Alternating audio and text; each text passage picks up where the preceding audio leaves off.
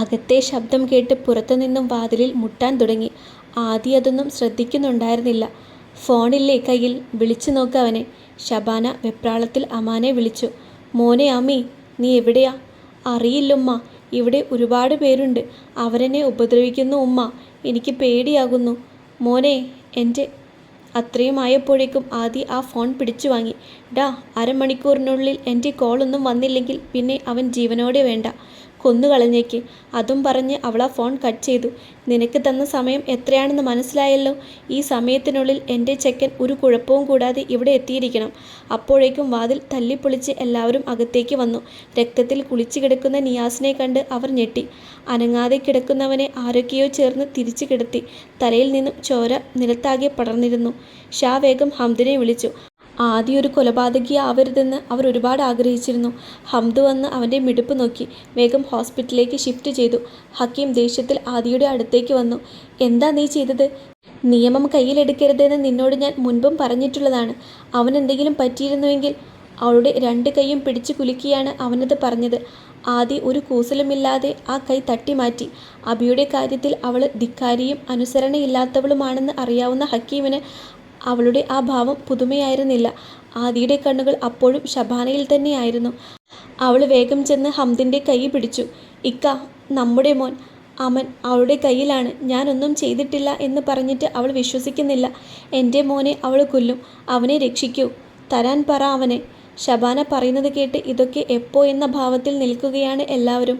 ആദിയുടെ മുഖഭാവത്തിൽ നിന്നും ഷബാന പറയുന്നത് സത്യമാണ് എന്ന് മനസ്സിലാവുന്നുണ്ടായിരുന്നു. അവൾ കൈ മാറിൽ പിണച്ചു കെട്ടി പുച്ഛത്തോടെ ഷബാനയെ നോക്കി കട്ടിലിലിരുന്നു. കൂടുതൽ നാടകം കളിക്കാൻ നിന്ന് വെറുതെ സമയം കളയണ്ട. ഇപ്പോൾ തന്നെ 10 മിനിറ്റ് കഴിഞ്ഞു. എനിക്ക് നിൻ്റെ മകനോട് യാതൊരു സെൻറ്റിമെൻസുമില്ല. അബിക്ക് വേണ്ടി ഞാൻ എന്തും ചെയ്യും എന്നുള്ളത് ആരെക്കാളും കൂടുതൽ നിനക്കറിയാം. ഇനിയെല്ലാം നിൻ്റെ ഇഷ്ടം. ഷബാന ഒരു ആശ്രയത്തിനായി എല്ലാവരുടെയും മുഖത്തേക്ക് മാറി മാറി നോക്കി. ആർക്കും അവളെ എതിർക്കാൻ കഴിയാതെ നിൽക്കുകയായിരുന്നു. ഇനിയും തൻ്റെ മുഖമൂടി അഴിച്ചു മാറ്റിയില്ലെങ്കിൽ തൻ്റെ മകന് അപകടമാണെന്ന് അവൾ മനസ്സിലാക്കി. ഡാ, ഇതിന് എരിവ് കൂടുതലാണ്. എൻ്റെ കാക്കു, ഇതേ കിട്ടിയുള്ളൂ. ഞാൻ എന്തായാലും കഴിക്കാം. രാവിലെ ഒന്നും കഴിച്ചിട്ടില്ല, അപ്പോഴേക്കും എന്നെ പിടിച്ചോണ്ട് വന്നില്ലേ? നിങ്ങൾക്ക് കാര്യം മനസ്സിലായല്ലോ. ദീർഘനേരത്തെ പരിശ്രമത്തിലൂടെ നമ്മുടെ ചെക്കൻ അവരെ രണ്ടാളെയും ബ്രെയിൻ വാഷ് ചെയ്ത് കയ്യിലെടുത്തു. ഇപ്പോൾ 3 കൂടി ഭക്ഷണം കഴിക്കുവാണ്. ഡാ, നീയല്ലേ പറഞ്ഞത് നിന്നെ വിടാൻ പറഞ്ഞ് ഫോൺ വരുമെന്ന്? എന്നിട്ട് ഇതുവരെ വന്നില്ലല്ലോ. അതൊക്കെ വരും, നീ നോക്കിക്കോ. അതെന്താ നിനക്ക് ഇത്ര ഉറപ്പ്? കാരണം എനിക്ക് എൻ്റെ പെണ്ണിനെ അറിയാവുന്നത് കൊണ്ട്. അവൾ ആഗ്രഹിക്കാത്തത് ഒന്നും അവളുടെ ജീവിതത്തിൽ ആർക്കും ചെയ്യാൻ സമ്മതിക്കില്ല. നിന്റെ നിയാസൊക്കെ ഇപ്പോൾ എന്തവസ്ഥയിലാണാവോ? അത് ഞങ്ങൾക്കറിയാലോ. ഒന്ന് പരിചയപ്പെട്ടതല്ലേ ഉള്ളൂ. ഞങ്ങൾ ആദ്യം കരുതിയത് ഏതെങ്കിലും ചെക്കനായിരിക്കുമെന്നാ. പിന്നെ അമ്മായി ഉറപ്പിച്ച് പറഞ്ഞപ്പോഴാണ് ഞങ്ങൾക്ക് മനസ്സിലായത് ആള് ഭയങ്കര വയലൻ്റ് ആണല്ലേ. അവളൊരു പാവമാണ്.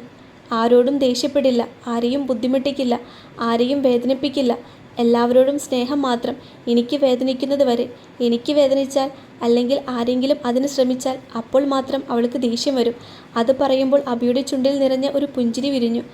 അവൻ്റെ മനസ്സിൽ മുഴുവൻ ആദി നിറഞ്ഞു നിൽക്കുകയായിരുന്നു. പെട്ടെന്നാണ് മുബാറക്കിൻ്റെ ഫോൺ റിങ് ചെയ്തത്. അവനെടുത്ത് സംസാരിച്ചു.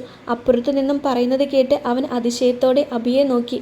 ഇപ്പോൾ എന്തായി എന്ന ഭാവത്തിൽ അവനെ നോക്കി നിൽക്കുന്നുണ്ടായിരുന്നു അബി. അതെ, നമുക്ക് നേരെ എൻ്റെ വീട്ടിലേക്ക് പോകാൻ കേട്ടോ. മഹർ അവിടെയാണ്, അതെടുക്കണം. അതും പറഞ്ഞ് അബി അവർക്ക് മുന്നേ പുറത്തേക്ക് നടന്നു. തറവാട്ടിൽ എല്ലാവരും ടെൻഷൻ അടിച്ച് അങ്ങോട്ടും ഇങ്ങോട്ടും നടക്കുന്നുണ്ട്. പുറത്ത് പന്തലിലിരിക്കുന്ന അതിഥികൾ മുറുമുറുപ്പ് തുടങ്ങിയിരിക്കുന്നു. ആദി മാത്രം ഒരു കുഴപ്പവും കൂടാതെ കൂളായി ഇരിക്കുന്നുണ്ട്. എല്ലാവരുടെയും ഭയത്തിന് വിരാമമിട്ടിട്ട് അങ്ങോട്ടേക്ക് കടന്നു വന്ന കാറിൽ നിന്നും അബി പുറത്തിറങ്ങി. വൈറ്റ് ഷർട്ടും ബ്ലൂ ജീൻസുമായിരുന്നു അവൻ്റെ വേഷം. സമയമായതുകൊണ്ട് ആർഭാടത്തിൽ ഒരുങ്ങാൻ പറ്റിയിരുന്നില്ല. കയ്യിൽ കിട്ടിയത് എടുത്തിട്ട് പോന്നതാണ്. അബിയെ കണ്ടതും ഹാഷി ഓടിച്ചെന്ന് അവനെ പുണർന്നു. എനിക്ക് കുഴപ്പമൊന്നുമില്ലടാ. അവനോടത് പറയുമ്പോഴും അവൻ്റെ കണ്ണുകൾ വീടിനകത്തേക്ക് നീണ്ടിരുന്നു. സമയമായി, വൈകേണ്ട, നിക്കാഹിനിരിക്കാം.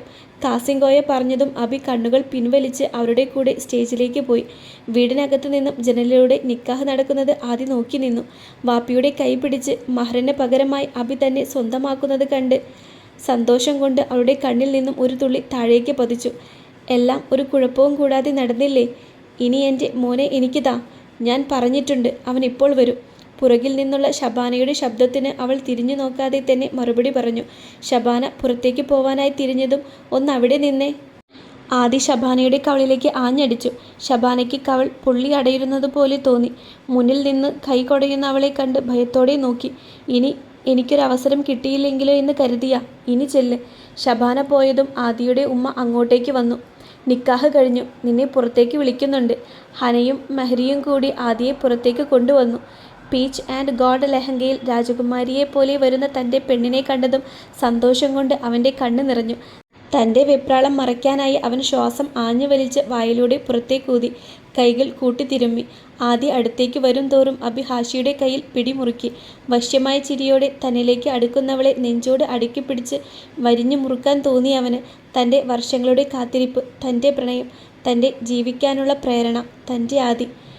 എല്ലാ തരത്തിലും അവളുടെ പൂർണ്ണ അവകാശി താനായി മാറിയിരിക്കുന്നു. എല്ലാവരേക്കാളും അവളിൽ അധികാരമുള്ളവൻ, എൻ്റെ ഭാര്യ.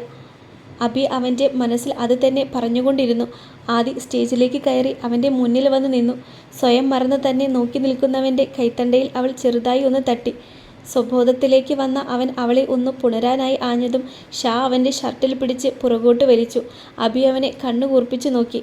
ആദ്യം അവൾക്ക് മഹറിട്ട് കൊടുക്കളിയാ, എന്നിട്ട് കെട്ടിപ്പിടിക്കാം. ഹാഷിയുടെ സംസാരം അവിടെ എല്ലാവരെയും ചിരി പടർത്തി. അബി അവനെ നോക്കി പുച്ഛിച്ച് ചിരിച്ചു. പിന്നെ ആദിക്ക് നേരെ തിരിഞ്ഞു. എല്ലാവരും ആദിയുടെ കഴുത്തിൽ അബി മഹർ ചാർത്തുന്നത് കാണാനായി കാത്തുനിന്നു. അവർക്ക് 2 പേർക്കും മാത്രമായി അവർ ആ സ്റ്റേജ് ഒഴിഞ്ഞു കൊടുത്തിരുന്നു. എല്ലാവരെയും അമ്പരപ്പിച്ചുകൊണ്ട് അബി ആദിയെ കൈകളിൽ കോരിയെടുത്തു. അവൻ എന്താണ് ചെയ്യുന്നതെന്ന് ആർക്കും മനസ്സിലായില്ല. ഷായുടെ ചുണ്ടിൽ മാത്രം ഒരു പുഞ്ചിരി ഉണ്ടായിരുന്നു. അബി അവളെ അവർക്ക് 2 പേർക്കും ഇരിക്കാനായി സ്റ്റേജ് ചെയ്ത സോഫയിലേക്കിരുത്തി. അവൻ എന്താ ചെയ്യാൻ പോകുന്നതെന്ന കൗതുകം ആദിയുടെ മുഖത്തും നിറഞ്ഞു നിന്നിരുന്നു. അബി അവൾക്ക് മുന്നിലായിട്ട് മുട്ടുകുത്തി നിന്നു. ഒരു മുട്ട് മടക്കി വെച്ച് അവളുടെ കാൽപാദം കയ്യിലെടുത്ത് അവിടേക്ക് വെച്ചു. അവളുടെ ലെഹങ്ക സ്കേർട്ട് അല്പം ഉയർത്തി കണങ്കാൽ അനാവൃതമാക്കി. അഴകേറിയ നഗ്നമായ കാലിലേക്ക് അവൻ അവൻ്റെ മഹർ ചാർത്തി. അവളുടെ കാലിൽ പാദസരം അണിയിച്ച് പല്ലുകൊണ്ട് കടിച്ചു മുറുക്കി. അത്രയും ആളുകളുടെ മുന്നിൽ അബി തൻ്റെ കാലിൽ പിടിക്കുമ്പോൾ ആദിക്ക് എന്തോ പോലെ തോന്നി. പിൻവലിക്കാനൊരുങ്ങിയ കാലിനെ അവൻ പിടിച്ചു വെച്ചു. അബി അവളുടെ മുഖത്തേക്ക് നോക്കി. അവളുടെ പിടയ്ക്കുന്ന കണ്ണുകൾ എന്തൊക്കെയോ പറയാനൊരുങ്ങി. അത് വകവയ്ക്കാതെ അവളുടെ കാൽപാദം കയ്യിലെടുത്ത് അതിലേക്ക് അവൻ ചുണ്ടു ചേർത്തു. ആദി കണ്ണുകൾ ഇറുക്കിയടച്ച് അവൻ്റെ തോളിൽ പിടിമുറുക്കി.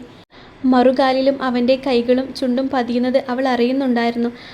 അവിടെ കൂടിയവരെല്ലാം അബിയെ വളരെ അതിശയത്തോടെ നോക്കി. ആദി തനിക്കാരാണെന്ന് അവൻ പറയാതെ പറയുകയായിരുന്നു. തൻ്റെ പ്രവൃത്തിയിലൂടെ അബിയുടെ സ്നേഹത്തിന് മുന്നിൽ താൻ എത്രയോ ചെറുതാകുന്നത് പോലെ തോന്നി ആദിക്ക്. കണ്ണ് നിറച്ച് തന്നെ നോക്കി നിൽക്കുന്നവളെ കണ്ട് അബി എഴുന്നേറ്റ് അവൾക്കടുത്തിരുന്നു. പിന്നെ അവളുടെ മുഖം കയ്യിലെടുത്ത് നെറ്റിയിൽ ചുണ്ടു പതിപ്പിച്ചു. ആദിയുടെ കണ്ണുകൾ കുമ്പി അടഞ്ഞതും ഒരു തുള്ളി കണ്ണുനീർ അവൻ്റെ കയ്യിലേക്ക് പതിച്ചു. അവൻ അവൻ്റെ ചുണ്ടുകളെ വേർപ്പെടുത്തിയതും അവൾ അവനെ ഇറുകെ പുണർന്നു. എത്രയൊക്കെ ധൈര്യം കാണിച്ചാലും താൻ ഇത്രയും നേരം അനുഭവിച്ചത് എന്താണെന്ന് തനിക്ക് മാത്രമേ അറിയൂ. അബി തനിക്ക് അത്രത്തോളം സ്നേഹിക്കുന്നുണ്ടായിരുന്നു. അവനില്ലാതെ തനിക്ക് ജീവിക്കാൻ കഴിയില്ലെന്ന്, അവനിൽ എത്രത്തോളം അടിമപ്പെട്ടു പോയി എന്ന് തിരിച്ചറിഞ്ഞത് അപ്പോഴായിരുന്നു.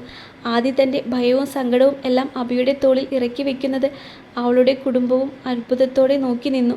ഒരിക്കൽ പോലും ആദി കരയുന്നത് അവർ കണ്ടിട്ടുണ്ടായിരുന്നില്ല. ഹാഷിയുടെ മനസ്സിൽ അപ്പോൾ ഇന്നലെ രാത്രി ആദി പറഞ്ഞതായിരുന്നു. അബിയുടെ മുന്നിൽ അവൾക്ക് ഒന്നും മറക്കേണ്ടതില്ല. അവളുടെ വിഷമവും ഭയവും സങ്കടവും ദേഷ്യവും ഒന്നും. തന്നെ ചുറ്റിപ്പിടിച്ച കൈകളും അവളുടെ അതിവേഗത്തിൽ മിടിക്കുന്ന ഹൃദയവും ആദി എത്രത്തോളം പേടിച്ചു എന്ന് അബിക്ക് മനസ്സിലാക്കി കൊടുത്തു. അവനാ കൈ വലിച്ചെടുത്ത് കൈപ്പത്തിയിൽ അമർത്തി ഉമ്മ വെച്ചു. ഡാ മതിയടാ, ഇതൊരുമാതിരി ഗ്രഹണി പിടിച്ച കുട്ടിയോള് ചക്കക്കൂട്ടാൻ കണ്ട പോലെ. സിറ്റുവേഷൻ ലഘൂകരിക്കാൻ എന്ന പോലെ ഹയാൻ അവരോട് പറഞ്ഞു. ആദി ആകെ ചമ്മി നാറി നിന്നു. പക്ഷേ നമ്മുടെ ചെക്കന് ഇതൊന്നും കേട്ട് യാതൊരു കൂസലുമില്ല. അവനൊന്ന് തിരിഞ്ഞ് ആദിയുടെ കവളിൽ അമർത്തി മുത്തി.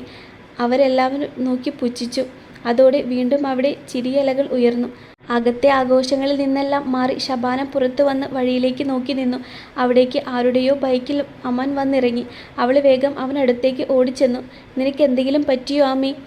അവർ നിന്നെ ഉപദ്രവിച്ചോ? എനിക്ക് കുഴപ്പമൊന്നുമില്ല ഉമ്മ, പക്ഷേ എനിക്ക് അവരെ ഒന്ന് കാണണം, എൻ്റെ ഏട്ടനെയും അവൻ്റെ ഭാര്യയെയും. വേണ്ട, അങ്ങോട്ട് പോകണ്ട, ഇനിയൊരു പ്രശ്നത്തിന് നിൽക്കണ്ട, നമുക്ക് പോകാം. അവൾ ആമിയെ തടയാൻ ശ്രമിച്ചെങ്കിലും അവനത് കേൾക്കാതെ അകത്തേക്ക് നടന്നു.